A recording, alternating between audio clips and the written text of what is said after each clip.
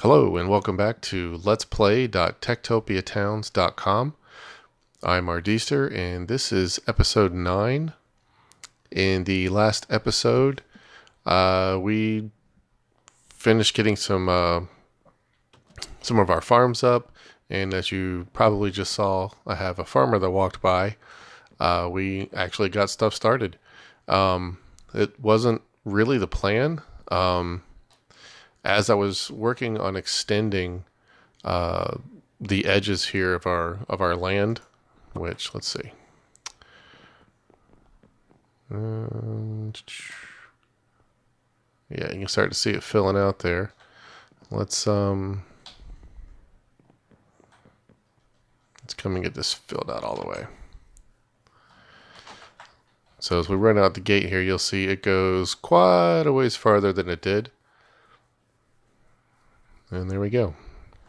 Goes all the way out to the corner. That's 120 blocks from the town hall token in all 4 directions. And let's get a pop back up here and you'll see just how much more was added. I'm going to update all of these. According to this right now, we have 2 of those, which we don't. There's our netherwort farm that we added, and we're going to see a bunch more of the little farms we've got in here. Will obviously populate once I update these other 3. Doing all of this land expansion took more than 10 hours total, including gathering all the res, and then at first I went out for like one section and just placed it all by hand, and then took a schematica of it and started working with that, and then realized that I was quickly going to run out of grass because I had way more dirt that I had gathered than grass. So I went to the plot world and made up a little section or a little sliver that was similar to it, but I made a lot more of it dirt so the grass could fill in. And so I'm going to go ahead and show this time lapse. Remember, this was 10 hours at least of just placing blocks. It was multiple hours as well, just collecting the res from warp res, which as soon as I started, pretty much, I think it was that corner over there that I started in. Like the very first night or the very first morning, villagers came in. And the very first villager I checked, or I'm sorry, the very first nomad that came in that I checked was, nope, that's not. As you can see, I ended up picking up a couple, was this guy who came with a 30 intelligence, and he was only a cleric. He didn't have any farmer at all. But with a 30 intelligence, I could not turn that one down. So I grabbed him to start. And then, as you'll see, they're all pretty decently high as far as intelligence goes. I was really only picking anything that was above a 20, which weeds out quite a few when you're first getting started, because honestly, I mean, I haven't really been doing anything with them. And let's see, this one here is a 25, and this poor guy, he's a 28, but his happiness was down awfully low. He was the 3rd one I picked up, I believe. And I forgot to buy a home 6 for him. So he spent most of his time outside and at night, and he got pretty sad for a while. Very sad, as a matter of fact. He nearly died. And finally, I figured out what was going on with him. I threw a couple of the villager treats I've been getting through voting and whatnot in here. So yeah, I gotten some green cookies and some green pumpkin pie, and luckily he came in and ate some of that and cheered up a little bit. I bought the house and put it in there, and so he had a place to sleep, and he's recovering now.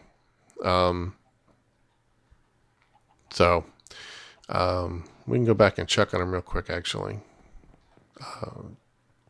So I know one mistake a lot of people make in this mod is they buy bards and guards way too early. if you remember, I had carpet laid down in the plot world to figure out how big these were all going to be. That's a huge part of your villager happiness, is making sure they don't get crowding penalties when they're inside the rooms, whether it be the homes or any of the workshops or whatnot, even the storage room. So you want to make your storage room nice and big. And that's 12 floor spaces per villager that will be in there. So I say his happiness is, he's recovered pretty decently. He's up to a 56. She's at a 64. I think I might have had her too right before I remembered I needed to get the home. Yeah, he's at a 91. She's at a 50. So they're not doing great. But I honestly, like I said, I've done absolutely nothing with taking care of them. I've spent the last 10, 12 hours that I've been running the game, increasing our landmass here, all the way around. So, one other thing I forgot too, and this is probably part of the reason that some of them are a little on the sad side. I hadn't put any torches up here, and a zombie spawned and came down and tried to attack a couple of them. Luckily, I was coming at the time. I was just coming back to refill some of my inventory so I could do another section, and got the notice that they were being attacked, and was able to run straight in the gate and come right up and take care of it. But so we've got torches up here now, so it's all nice and bright. Won't be anything spawning up here. So yeah, that took a little bit. I'm glad all that's done. The only thing I really have left that I want to do with the land, as I've mentioned a couple times, is to kind of terraform the outside just a little bit, so it's not just a straight drop. Speaking of drops, so we'll put like a little sandy beach or something, and maybe extend a couple of them out a little bit here and there. But if we run all the way out here, we'll find our border is right there. So yes, there are a couple of little red spots out here, but say they're far enough out on the sides that it's not going to hurt anything. If anything spawns way out here, as long as I'm not out here, it won't make a difference. None of my villagers should be coming outside the walls. There's really no reason for them to at all right now. I do have this sign I put up right here for placement for a mob farm. I'm not sure if I'll put it on one side or the other. Maybe I'll put one on each side. I haven't thought that far ahead. I don't have any guards yet. Won't need any guards for a little while, so I'm not really too concerned about it, to be honest, right now. I still need to get these fences switched out, but we're looking good in here. As you tell, the lumberjack's been chugging away, and looks like I need to chop that tree down myself. You see this sort of thing mostly on oak trees. Don't typically see it too much on jungle, so that's odd. What ends up happening is, as a lumberjack will walk up to a tree, since oak trees typically will have leaves down to the second level, they can't actually get to the trunk. So as they walk into it, it just automatically clears like a 3x3 section or so of leaves as they go through. So it can clear off like a lot of these leaves, like right around a small oak tree.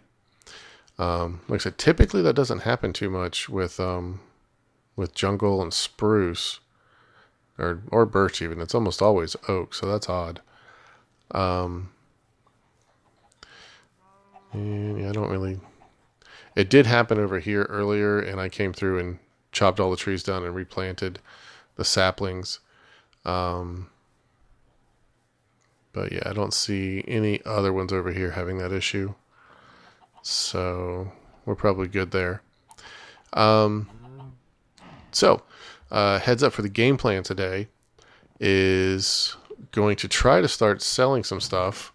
I do have 5 stacks of potatoes, and we're almost there on beets unless somebody's put some more in here. Yeah, that might. I don't think that'll be enough, so we'll have to wait a little longer on that. Carrots, I don't have enough yet, so only thing I could really sell right now are the potatoes. But we're slowly getting there. I've had no spruce come in yet at all, which is a little odd, but oh, that's not what I wanted. There we go. So yeah, I also like to make stone tools for my villagers to begin with. Villagers will take a hit to their happiness if they have to craft their own tools, their own wooden tools. So they don't like to do that at all. Where is it over here? My hose, yeah. So I do stone hose and stone axes to start. Once I get a miner, I will probably make my own iron tools to throw in for them. And then, oh wow, did they just do that to another tree? Oh no, that's the building. Never mind. Okay. Good. So we're gonna have to do a little bit of trading. Hopefully we'll be able to get a merchant stall token and plop this in. I know we have this huge stash of emeralds over here, but I really don't want to use these. That was mostly my diamond stash that I traded currency-wise into emeralds, and that was mostly just to have those full beacons. I do have picked up a couple emerald ores from voting and a couple of blocks from voting and another heart. So I also did pick up a heart from upstairs, so somebody had already created a new heart, which was great. Been getting lots of chairs and item frames from voting. Got a whole bunch of those villager foods like I showed earlier. Let's see, what are we looking at here today? An 8? Eesh. 16. Sorry, I don't think you guys are going to make the cut. Where'd that red jacket go? There we go. And a 7. So, no go today. I'm not taking any of them. Like I said, I'm pretty much going to be stingy on the people I pick up. I really don't need to grab somebody that's really low level just to grab somebody. So I'm not too worried about that. One other thing I do want to do today, though, is I'd like to come up with a mini game or something that we can use to start making some more diamonds. So I'm going to go into the plot world and mess around with that a little bit as well. All right, so in anticipation for building a mini game, I just went and did a little bit of an end raid in the actual end, not just the one in Warp Res. That's just for boxes. I made off with some pretty decent stuff. Some of this is from what we got in that initial end raid too. But that should be enough to at least start putting together some prize boxes. So I'm going to go over games to our mini games district here. And you can read the signs when you get here. And here's a nice little map of the area. These 3 big ones here are basically these 3 massive casinos. Derps has not finished his. I know Sobertron's is up and running, and I'm pretty sure that one's up and running. At least some of the games are. You'll notice some other games dotted around here as well. If you're familiar with Hermitcraft Season 6, there is almost exact copy of Iskall 85's Run right over there. We may actually run that a little while later, just to see if we have any luck getting anything. That's actually my other account, my other, not account, but my old town that pretty much sponsored that one. So I'm not going to pull anything out of it like I own it. I'm just going to use it as though I'm another player. So I'm trying to keep this town separate from that one. So we need to find a good spot. I don't want to be too far off the center, but I don't really need to be too far. So, I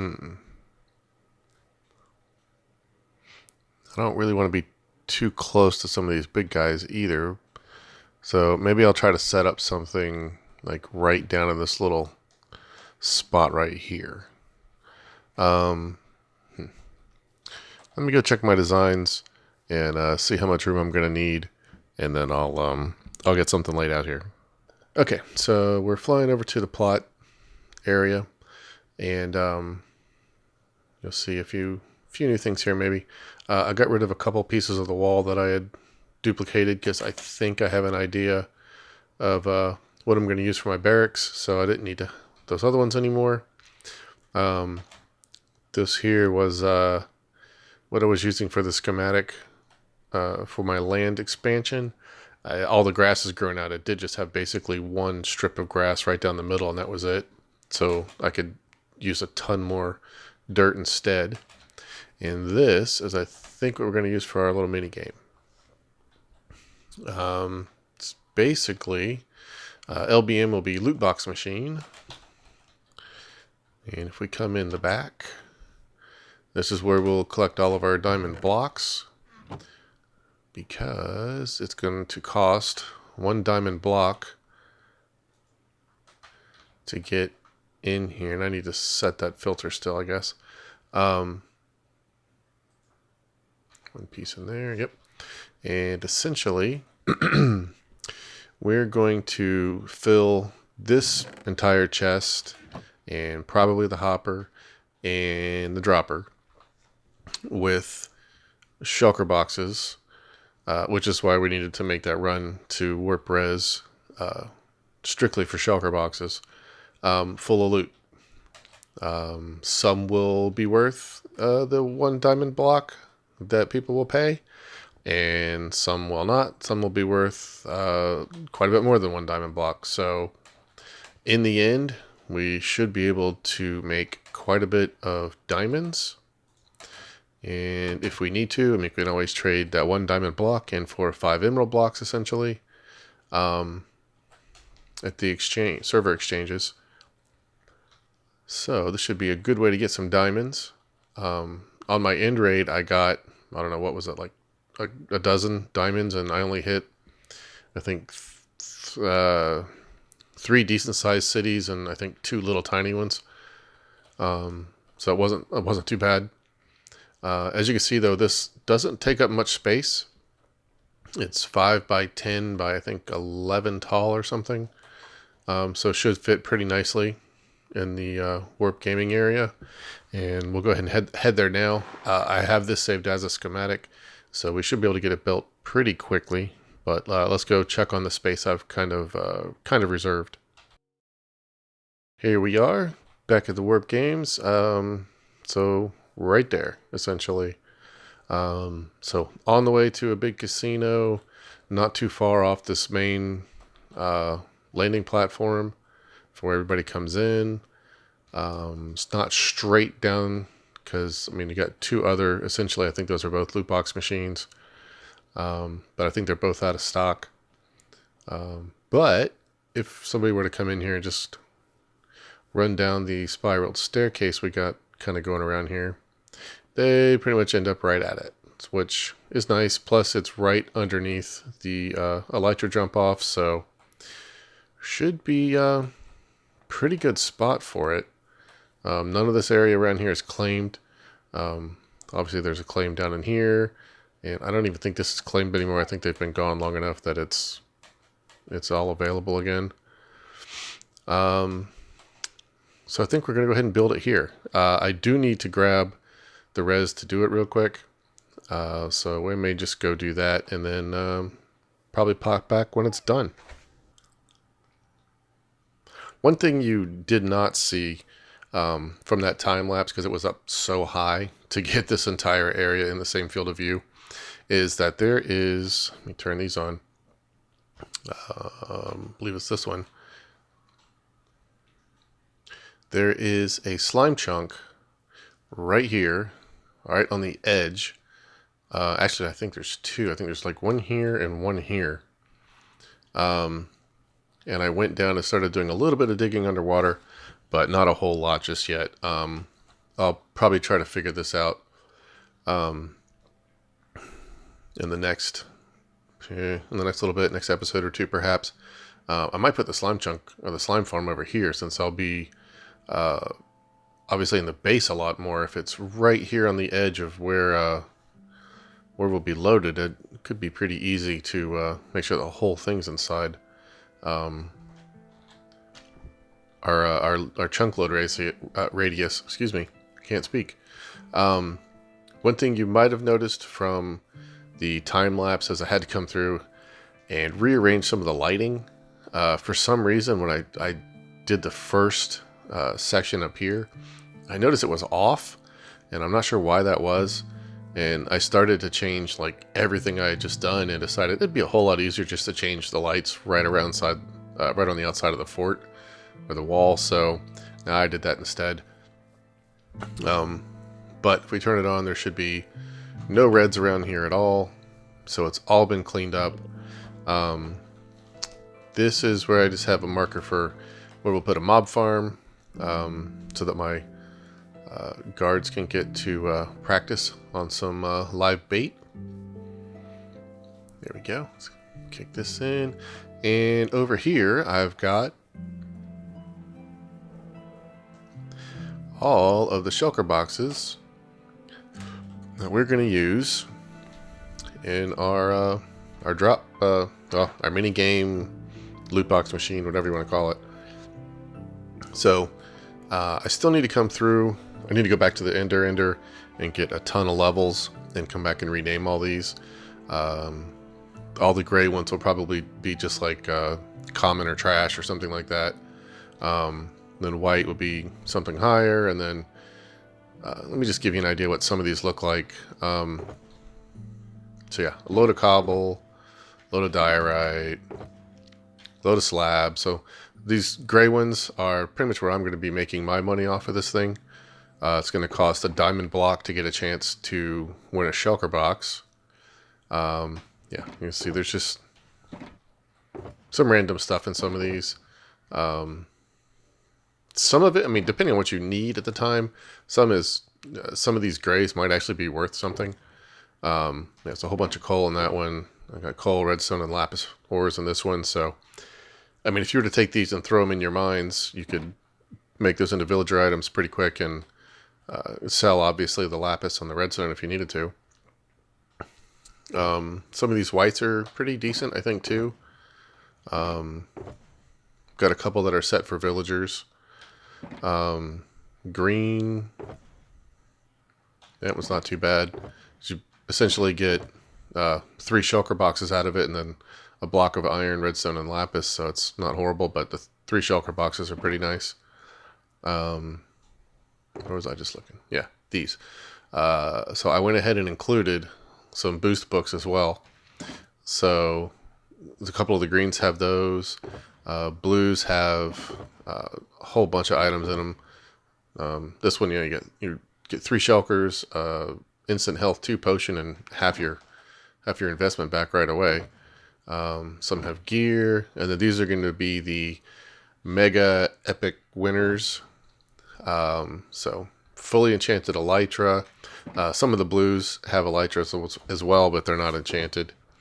You get your diamond block back, a couple of instant health potions, a whole stack of emeralds, golden apples, and all 3 of these are the same. The only thing that's different is the enchantments on the diamond gear, but it's not that big a deal.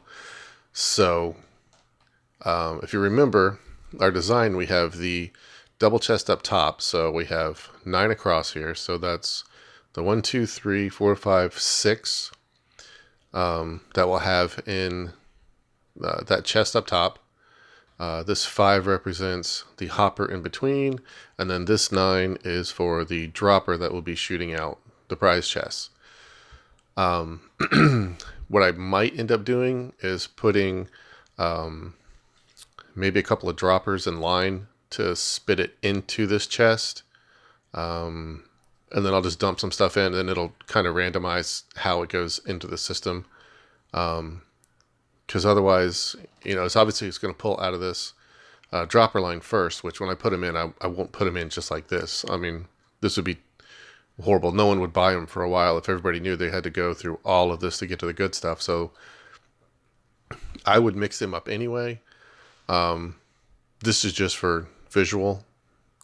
But yeah, so you'd pick one of these, and then obviously this first one would drop, and then it would pull the top one out of there. So we'll probably put a couple droppers, like I said, to shoot into this chest just to get stuff going, to get them all randomized. And like I said, I still need to rename all these so they look better when somebody wins. And I need to put a couple final touches on our game, but other than that, this part is done. This took a long time to do. One, just trying to figure out, I mean, every box is different except for the 3 mains, or the 3 big ones. These 3 are all pretty much exactly the same. Trying to decide, what makes a box a white box as opposed to a green box. Like, yeah, this one, I just started throwing food in everywhere, and I was like, hey, you know what? I'll just make it an entire box of food. So it's pretty much just about every option in the game. That is one nice thing about, let's see, was it? No. Yeah. So some of our Guardian goodies we were able to use. Yeah. So like some of these boxes were pretty easy to make, as all I had to do was just go over to the Guardian farm and just pick up a whole bunch of shards and crystals and craft some stuff and then throw them in a box. As you saw, I had, where was it? Some boxes, yeah, with pumpkins and melons in it, which came directly from our farm. I've got some stuff that has dyes and flower, or not flowers, but dyes. I think I ended up getting every single dye there was. So I used pretty much all the farms we've got here now to be able to fill some of these up. So it was really pretty nice having all those farms first.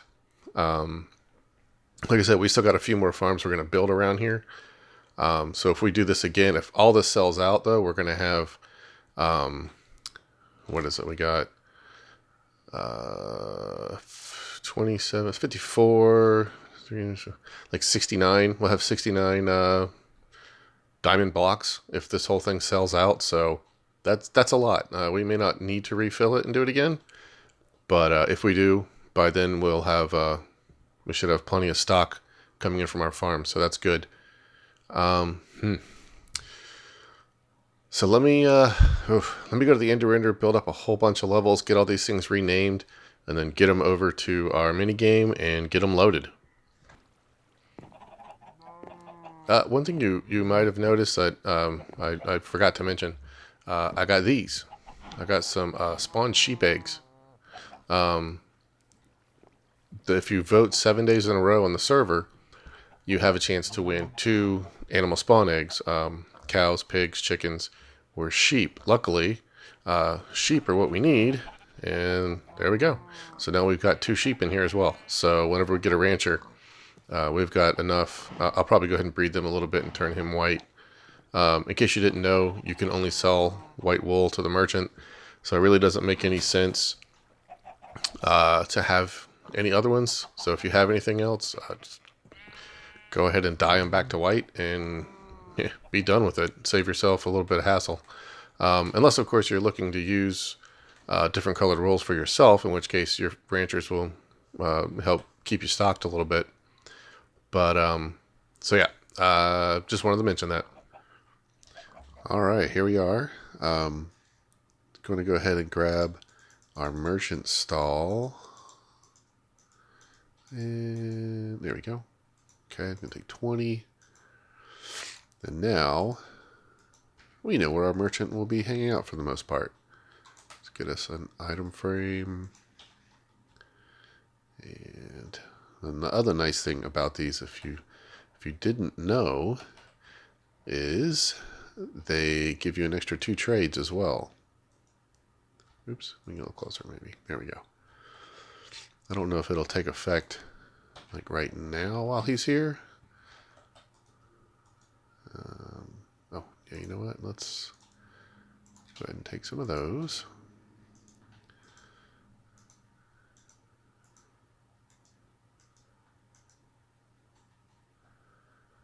Nope, hasn't taken effect. Probably will take till tomorrow before that happens. But anyway, we've got him. All those loot boxes have been moved to the minigame. They've all been set up. The minigame has been announced on the Discord. So should be just a matter of time before we start getting some diamonds rolling in. So that's all for this episode. I know it's been a long one. There was a lot of work between doing all that land expansion and the loot boxes. So just the way it goes. Thanks, and I'll see you next week.